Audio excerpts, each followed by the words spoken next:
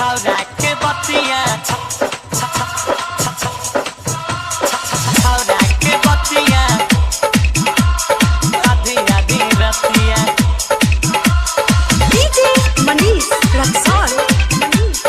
छौरा के बतिया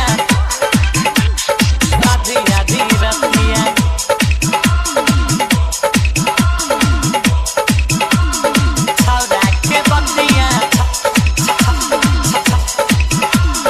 छौरा के बतिया सखी के कहियो कि छौरा के बतिया घर में घुस गेलो आधी आधी रतिया सखी के कहियो कि छौरा के बतिया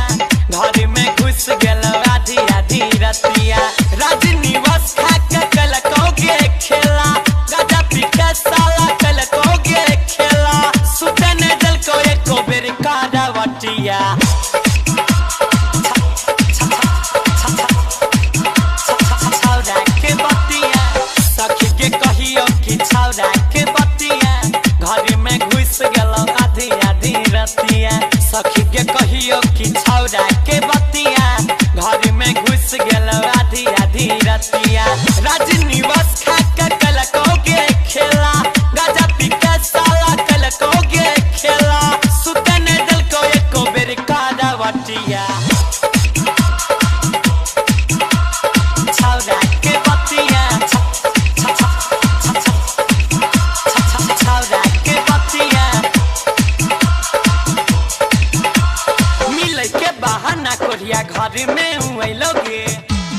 हाँ हाँ मिले के बहाना कोरिया घर में उइलोगे मैयो से नुका के हमरा लग में सुत गे लोगे दिल को मचा नहीं होलो बारदास गे चढ़ल जवानी का दल को नास गे दिल को मचा नहीं होलो बारदास गे चढ़ल जवानी का दल को नास गे मैयो बाबू हमरा आब गेलो याद गे मैयो बाबू हमरा आब गेलो याद गे एतना जोर से दाबला कगे छतिया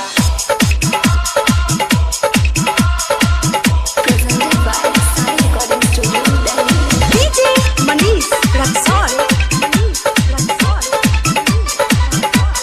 छौरा के बतिया छौरा के बतिया आधी आधी रतिया देख तो भता दे जब जइबो ससुरारी गे देख तो भता दे जब जइबो ससुरारी गे गौरव धरल को एक चोट में बुखारी गे चलन सकै छियौ गे डगरिया ऐसन दर्द